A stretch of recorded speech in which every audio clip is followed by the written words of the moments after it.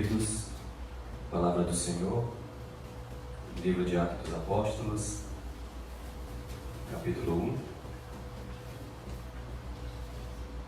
versículo 1 até o 8.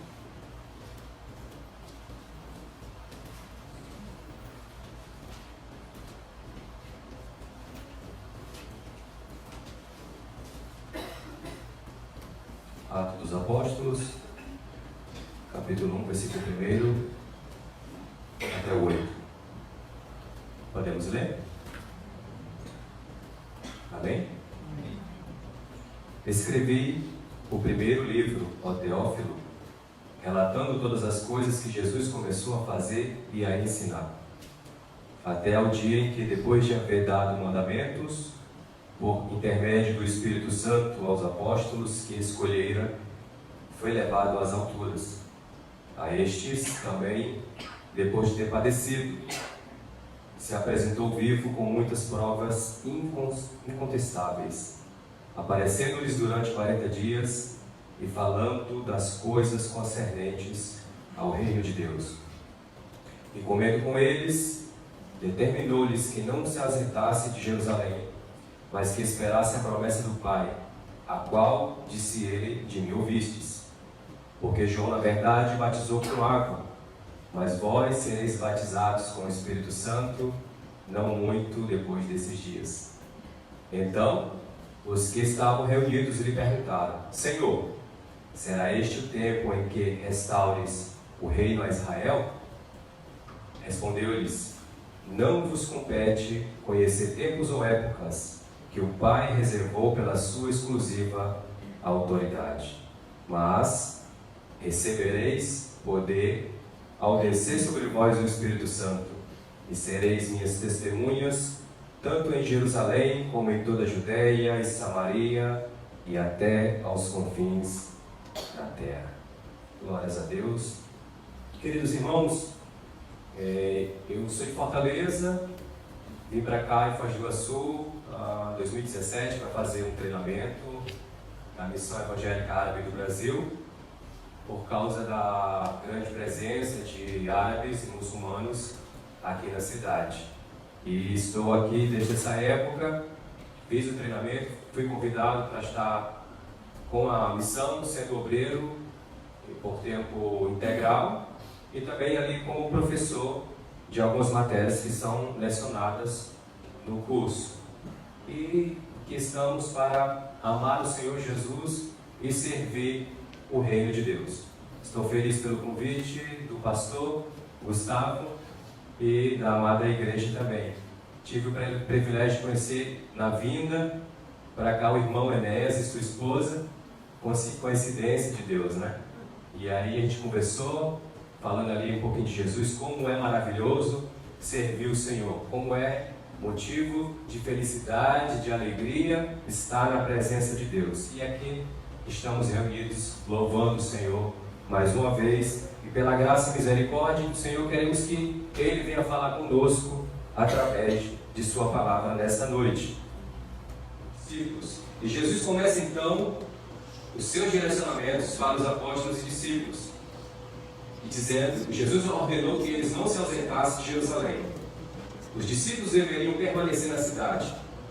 Se a gente for ver bem no mapa de Jerusalém, ela está numa cidade que está no meio, na união de 3 grandes continentes. Naquela região nós temos ali a união da Ásia, a união da África e a Europa. E a gente entende que era a estratégia de Deus para que o Evangelho ele começasse a partir de Jerusalém. E essa foi a recomendação que Jesus ele entrega aos seus discípulos, que eles deveriam ficar em Jerusalém para esperar a promessa do Pai, do qual ele já tinha falado, que era a vinda do Espírito Santo. Jesus, ele voltaria ao Pai e disse: eu vou para o Pai, se eu não for, o Consolador não virá. E ali Jesus, preparando todos os seus discípulos, pediu para que eles ficassem em Jerusalém e esperassem a promessa da descida do Espírito Santo. Jesus explicava que eles seriam batizados no Espírito Santo dentro de poucos dias.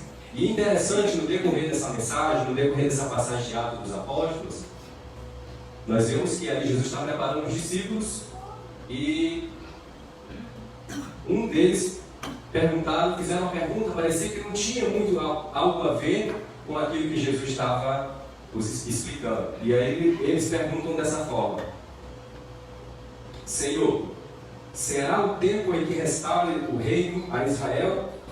E a gente fica pensando, queridos, por que os discípulos eles fazem essa pergunta para Jesus? Qual o motivo deles terem falado isso? E parece que de repente, assim, do nada, os discípulos fazem essa pergunta que parecia estar fora do contexto do assunto do que Jesus estava falando. E como era o contexto da época? Nós sabemos pelas escrituras que a Judéia ela era dominada por Roma. Então toda a Judéia, como as outras partes ali próximas, Samaria, Jerusalém, pertencia ao Império Romano. E os discípulos eles não tinham nenhuma dúvida que Jesus era o Messias prometido.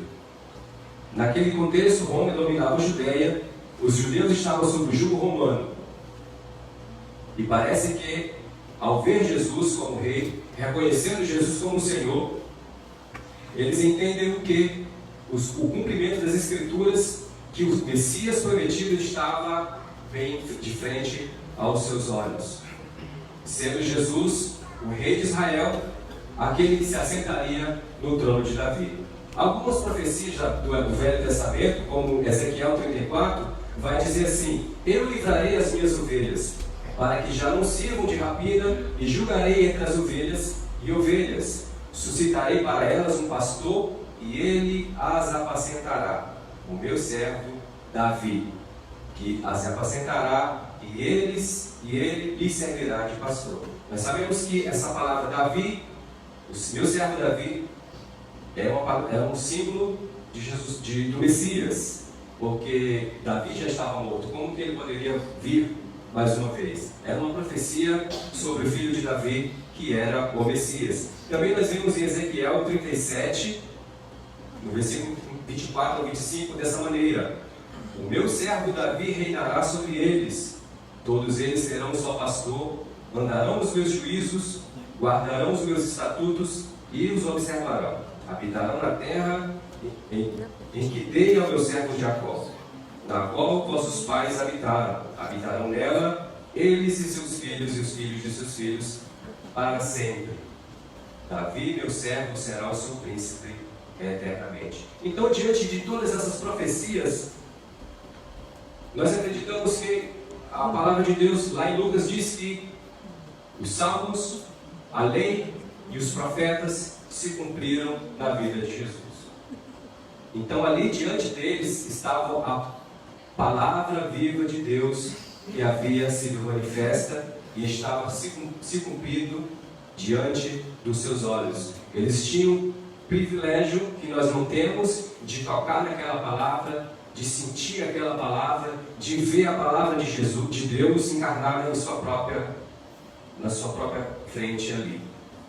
Então eles poderiam pensar: então nós temos o Messias está conosco, as profecias já estão se cumprindo, o reino então precisa ser restaurado.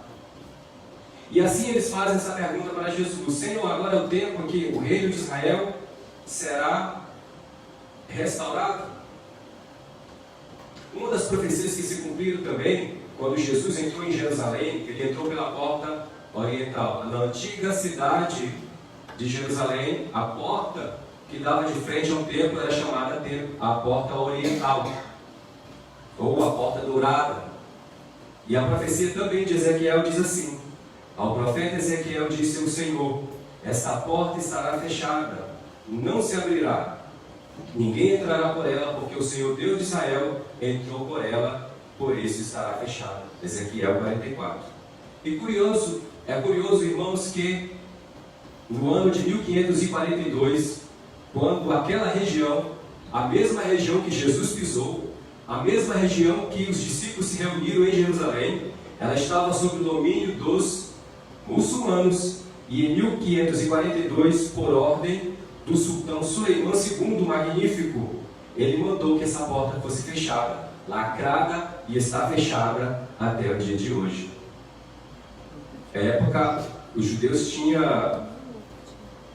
a Palestina estava sob o domínio muçulmano. E esse sultão da época, sabendo dessa profecia, ele mandou que fechasse aquela porta que dá direto para o templo de Jerusalém.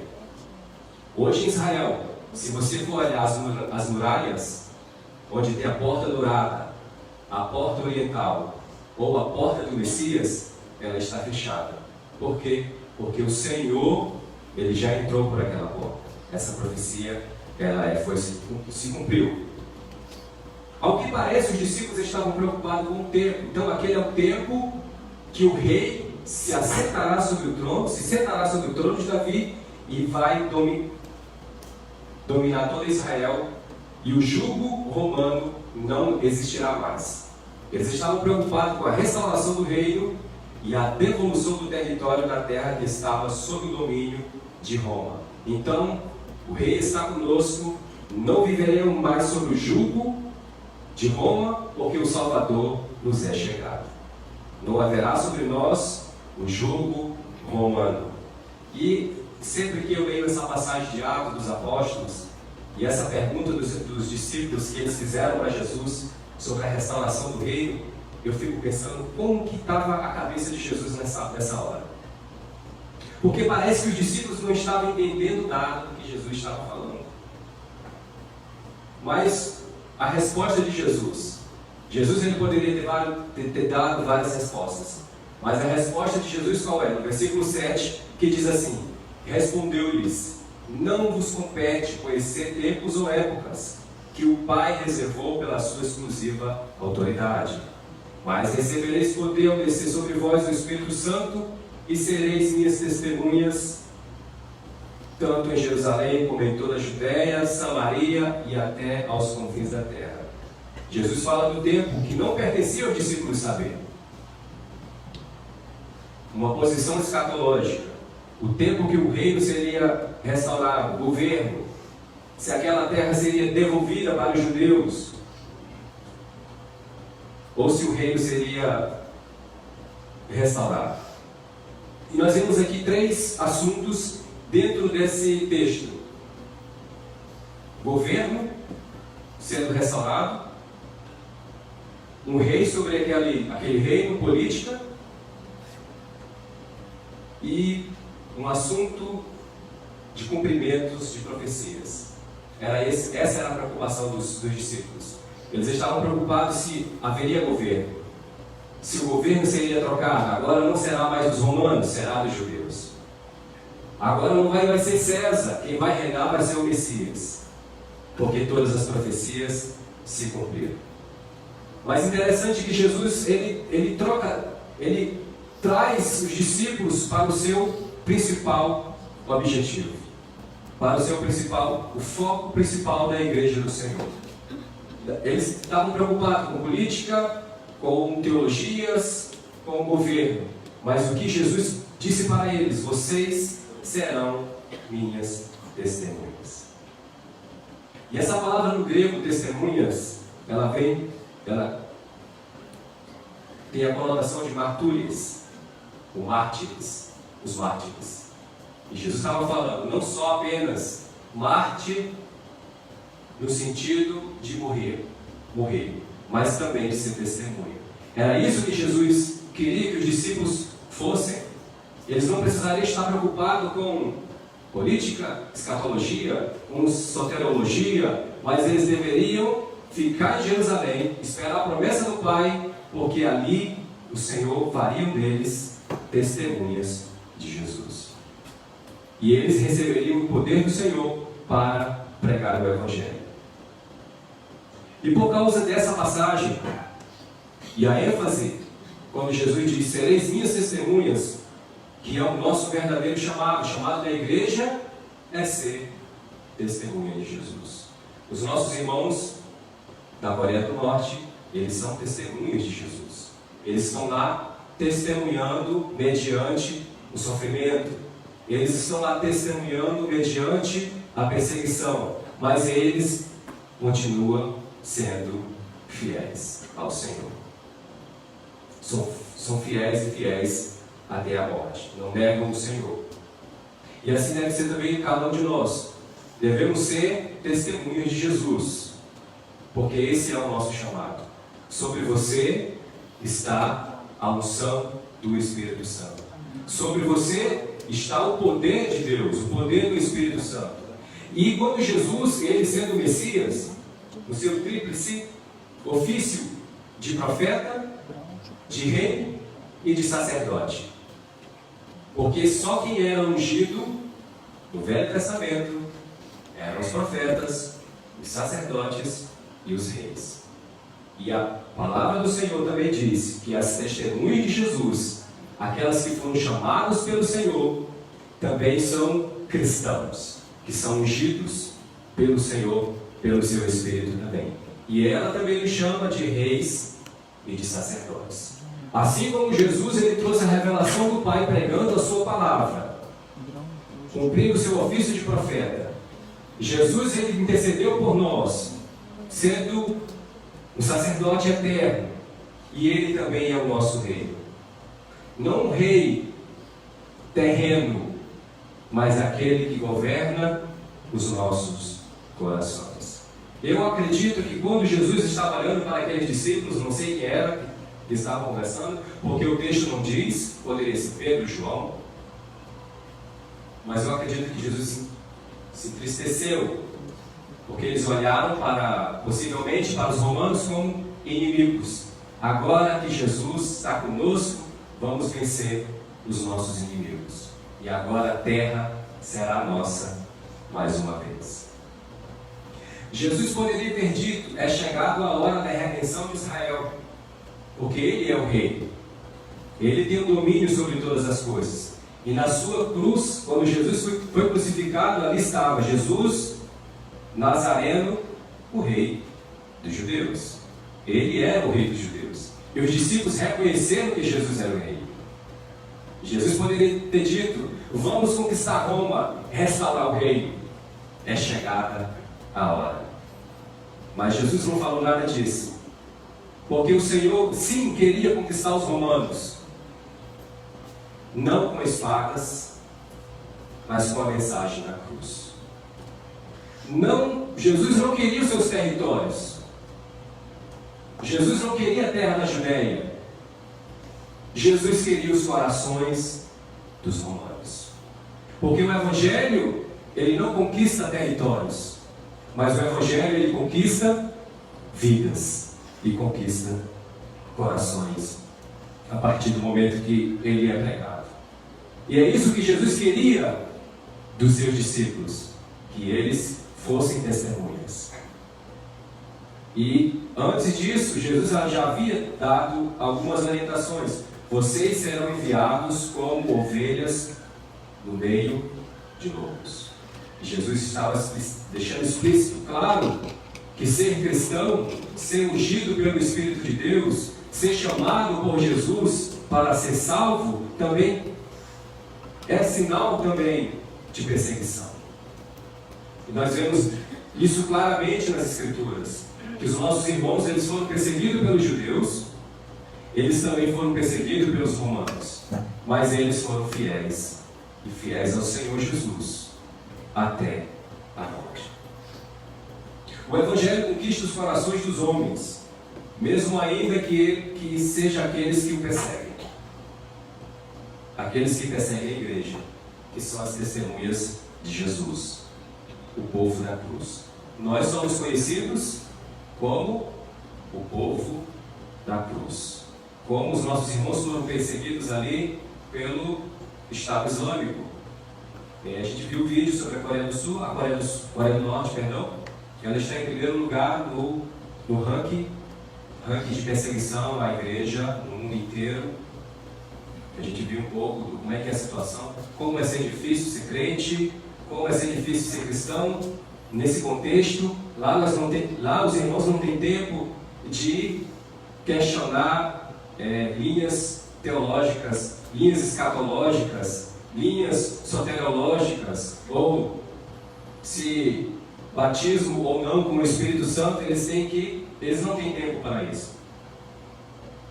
E é bom quando nós também entendemos que o nosso chamado de ser testemunha, muitas vezes, eu, você, queridos irmãos, poderíamos estar mais envolvidos com a obra de Deus.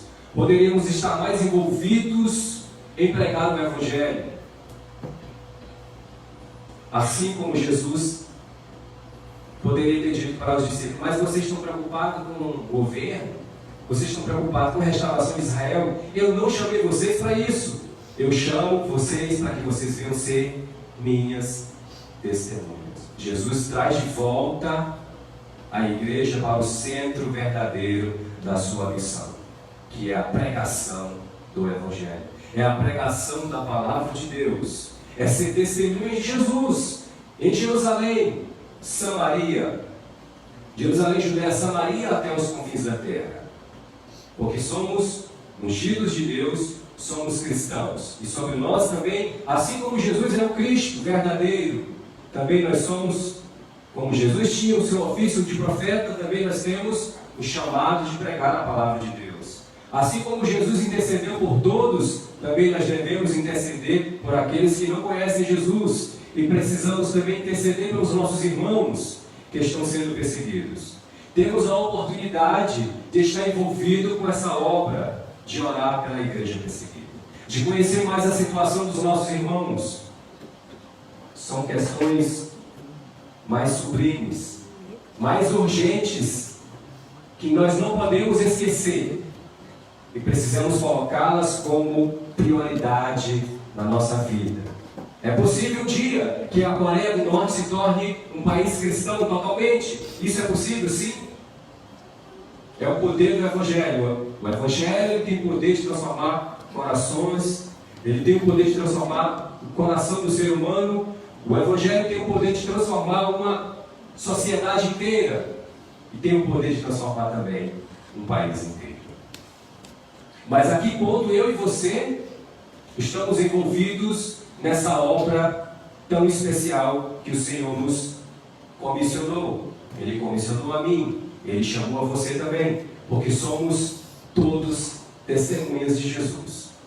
Seja aqui em Foz do Iguaçu, seja em São Paulo, Minas Gerais ou Fortaleza. Glórias a Deus. E em meio a toda aquela perseguição, estava Paulo e Estevão. No livro de Atos dos Apóstolos, no capítulo 8, naquele momento em que Estevão estava sendo perseguido pelos judeus, no momento de perseguição, de aflição, de dor, mas o texto diz que Estevão estava cheio do Espírito Santo. Em meio à perseguição. Mas como pode, em meio à perseguição, estar cheio do Espírito? Mas assim o Senhor estava confirmando a sua palavra na vida de Estevão. Estevão era uma testemunha cheia do Espírito Santo que estava testemunhando sobre Cristo. E naquele momento em que Estevão estava sendo apedrejado, havia um jovem de frente daquela situação, contemplando todo o martírio de Estevão. E aquele jovem, as testemunhas lançavam suas vestes nos seus pés. E o seu nome era Saulo. Naquele momento, Paulo ele era um dos maiores perseguidores da igreja de Jesus. Agora imagina, será que era possível Paulo se converter? O maior perseguidor da igreja da época. E o texto diz que naquele dia levantou grande perseguição contra a igreja de Jerusalém. Grande perseguição.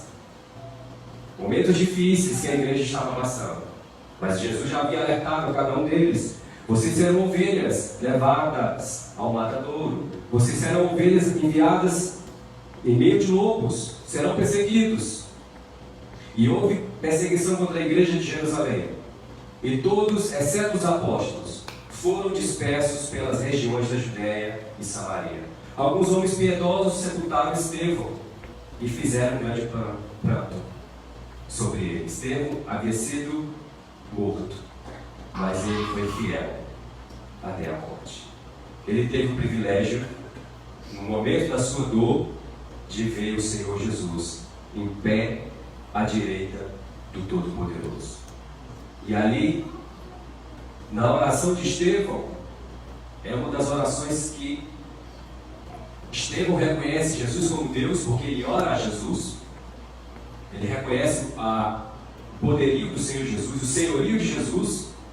E enquanto eles estavam apedrejando Estevão invoca e diz: Senhor Jesus, recebe o meu espírito. Então, ajoelhando-se, clamou em alta voz: Senhor, não lhes impute esses pecados. Este pecado. Com estas palavras, ele adormeceu.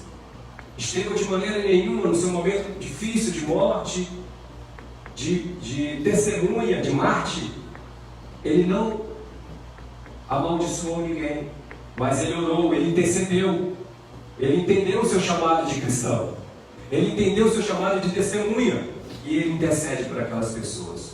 Ele ora ao Senhor Jesus: Senhor, não lhes impute esse pecado. E quem estava ali? Paulo. E Saulo consentia na sua morte. Entendemos que a oração de Estevão alcançou Paulo. É o que entende-se. É o que dá para se entender. Em meio à perseguição, vidas estavam sendo alcançadas. Nós vemos que no decorrer dos capítulos, Filipe, ele vai, por causa da dispersão, ele se encontra, vai para Samaria, depois se encontra com o eunuco, e ali prega a palavra de Deus, porque o eunuco, ao ler o livro de Isaías, ele não entende, e só quem entende a palavra de Deus é aquele que é ungido pelo Senhor, que tem a unção do santo, e você tem a unção de Deus na sua vida. Você pode ler as Escrituras e entendê-la. O eunuco não tinha o Espírito de Deus. Existem muitas pessoas aí fora que leem a palavra de Deus, mas eles não vão entender. Eles precisam de alguém, testemunha de Jesus, para que venha falar para ele: não, essa passagem fala sobre o Senhor. E o Senhor, nesses dias, Ele está nos chamando, nos convocando, para que nós venhamos ser testemunhas. Procurar aquelas pessoas que não entendem as Escrituras, porque não têm o conhecimento, não têm a unção do Santo sobre eles, para entender a palavra de Deus. Onde estão essas pessoas? Onde estão as testemunhas de Jesus? As verdadeiras testemunhas de Jesus? Os cristãos. Onde estão os cristãos? Que possam ir pregar a palavra de Deus. É eu, é você, querido. O Senhor nos chama. O Senhor está nos chamando. O Senhor quer que nós saiamos e pregamos a sua palavra. O Senhor quer que sejamos realmente suas testemunhas, porque sobre nós Ele já nos deu, e Ele tem dado a cada dia do seu poder. Ele tem dado a cada dia sobre nós a unção do seu Espírito Santo. Ele tem dado a cada dia sobre nós a sua palavra. Ele tem revelado sobre nós, na sua igreja, a sua vontade. E a vontade do Senhor é que eu e você saia e pregue a palavra de Deus. Imagina a cena de perseguição. Alguns homens piedosos que sepultavam Estevão, e Saulo estava ali. Saulo assolava a igreja. Imagina a cena, irmãos. O que Paulo estava fazendo? O mal, aparentemente, em meio à grande perseguição, que Paulo estava fazendo com a igreja, entrando pelas casas, arrastando homens e mulheres e colocando eles na prisão. Esse aí não tem jeito não. Esse aí é o grande perseguidor da igreja, não tem jeito para Saulo, não tem jeito para ele. Mas aí é que as coisas podem mudar. Como mudou. E a gente pode crer assim no milagre. É possível que mude essa situação na Coreia do Norte? Sim, é possível sim. Precisamos orar para que o Senhor possa intervir nesse país. Porque isso Ele já fez outras vezes. Não só a Coreia do Norte é uma das grandes perseguidoras da igreja, mas se você olhar lá nos 50 países, a maioria dos países são muçulmanos. São muçulmanos. Só não a Coreia do Norte, mas a grande maioria de perseguidores da igreja hoje são países muçulmanos, são países árabes, países como Argélia, Marrocos, Tunísia. Marrocos, você não pode, assim como na Coreia do Norte, você não pode levar a Bíblia no Marrocos, não pode, proibido por lei. Argélia também não pode, Mauritânia também não pode, e assim vai. E Foz do Iguaçu parece uma Jerusalém, porque aqui nós temos Brasil, temos a Argentina e o Paraguai.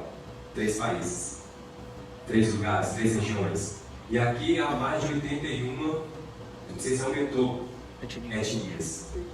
83 etnias. Olha a nossa grande oportunidade de sairmos e sermos testemunhas. Imagine que você pregue para um norte-coreano e ele volta para a Coreia do Norte e vai pregar a palavra de Deus lá. Imagina você pregar para um marroquino, porque aqui tem marroquinos, e ele volte para o seu país, uma testemunha de Jesus. E assim, muitas oportunidades, várias comunidade chinesa, comunidade árabe, comunidade libanesa, os 3 países que mais são fechados ao Evangelho, são as 3 religiões mais fechadas ao Evangelho, o budismo, o hinduísmo e o islamismo. E todos esses podemos encontrar aqui em Foz do Iguaçu.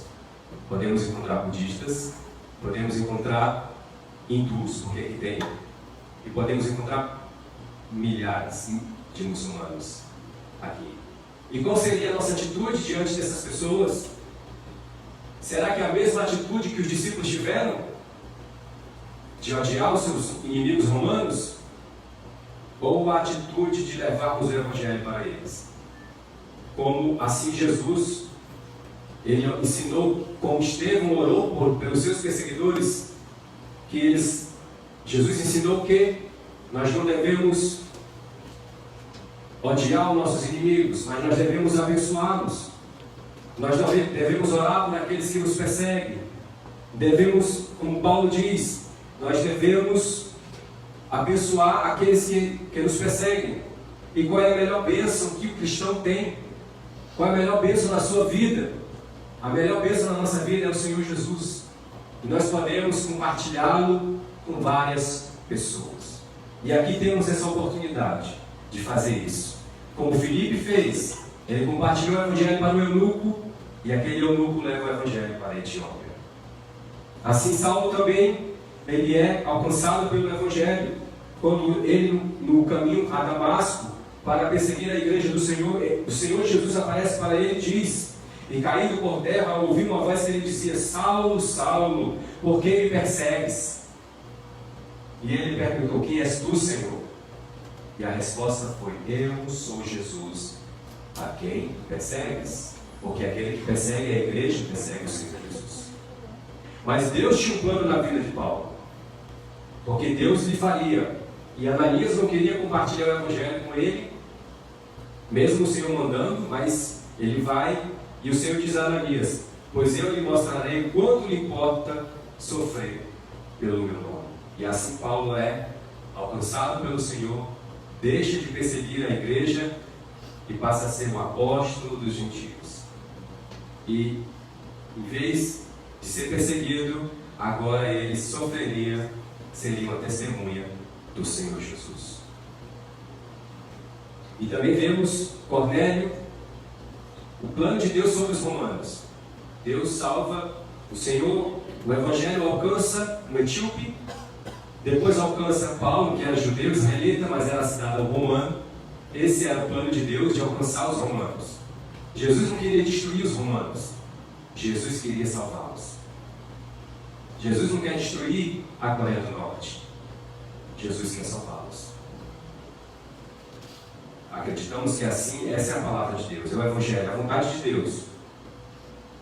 E Deus, com certeza, há de alcançar vidas nesses países.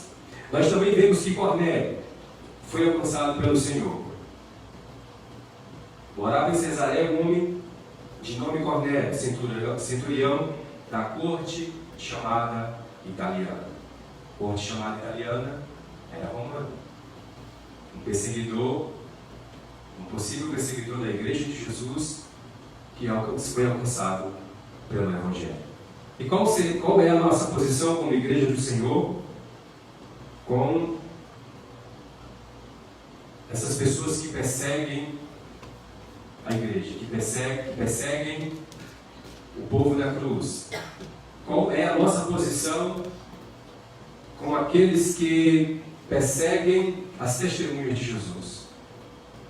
O Evangelho, ele nos direciona e diz assim: ouviste o que foi dito, amarás o teu próximo e odiarás o teu inimigo. Eu, porém, vos digo, amai os vossos inimigos, orai pelos que vos perseguem. Oremos pela Coreia do Norte, oremos pelos países que perseguem a Igreja, oremos pelos nossos irmãos que estão sofrendo nesse momento, para que eles possam estar firmes no momento de perseguição, assim como Estevão estava cheio do Espírito Santo e não abandonou a sua fé, foi fiel até a morte. Oremos para que os nossos irmãos se mantenham na presença do Senhor Jesus. Também devemos abençoar os que nos perseguem. Abençoamos a eles, não precisamos amaldiçoá-los. E como foi dito, a melhor maneira de abençoar alguém, pregue o Evangelho. Aqui nós temos a oportunidade, na região, pregar em espanhol, inglês, guarani, árabe e outras línguas a mais. Não sei se os irmãos, você que fala outra língua, outro idioma, Deus está te dando uma grande oportunidade para você ser testemunha aqui nessa região. E o que nós devemos fazer, irmãos? Qual é a nossa posição? Vamos estar de braços cruzados ou vamos deixar que essa palavra ela seja verdadeira em nossas vidas e venhamos ser realmente, e essa palavra venha se cumprir na vida de cada um de nós, para que nós venhamos ser testemunhas de Jesus? Porque nós somos livres. Você pode pregar o Evangelho onde você quiser, no ônibus, na rua, nas praças. Você pode entregar livros, bíblias, evangelhos. Pode ir ali, se você quiser. Nós temos material em árabe. Se você tem um amigo árabe, muçulmano, e você quer compartilhar com ele o Evangelho de Lucas, você quer compartilhar com ele o Novo Testamento, você já tem uma amizade já bastante longa com algum amigo seu árabe, e você quer abençoá-lo com a palavra de Deus, você pode nos procurar. A gente pode fornecer material para você compartilhar a palavra de Deus com essas pessoas, para que assim como eu, assim como você, assim como nossas famílias, elas são abençoadas pelo Senhor, porque um dia o Senhor teve bondade, misericórdia, compaixão, o Senhor nos chamou, o Senhor nos atraiu para a sua presença, e hoje nós estamos no caminho de Jesus. E hoje você é feliz, porque você vive com Cristo e Cristo está na sua vida. E a cada dia Deus tem te abençoado. E essas pessoas também precisam, sim, ser abençoadas e alcançadas com a palavra de Deus, com o Evangelho do Senhor Jesus. Quero agradecer aqui a oportunidade. Como eu já falei, nós temos aqui grande oportunidade para pregar a palavra de Deus em Foz do Iguaçu. Não é um trabalho fácil, mas o Senhor nos dá graça, o Senhor nos dá o seu Espírito, o Senhor nos dá sabedoria. E estamos na MEAB. A MEAB é a Missão Evangélica Árabe do Brasil. Nós damos ali treinamento todo ano. O curso começa de fevereiro até julho, e aí as pessoas vêm de várias partes do Brasil, recebem treinamento nessa área de pregação do Evangelho para árabes e muçulmanos, e ali uns voltam para suas cidades, outros são enviados para várias partes do mundo, ali pregando a palavra de Deus. E é um motivo de honra, de privilégio, de estar servindo, amando Jesus. É um privilégio você servir o Senhor com amor. E esse privilégio é para cada um de nós. Você também tem privilégio. Você tem essa oportunidade de servir a Deus, o Senhor Jesus, amar o Senhor Jesus e servir o reino de Deus. Que você possa ser um servo que você possa ser uma serva, amando Jesus, servindo o reino de Deus e servindo a igreja de Jesus, que é a sua noiva. Amém? Deus abençoe os irmãos. Em nome de Jesus.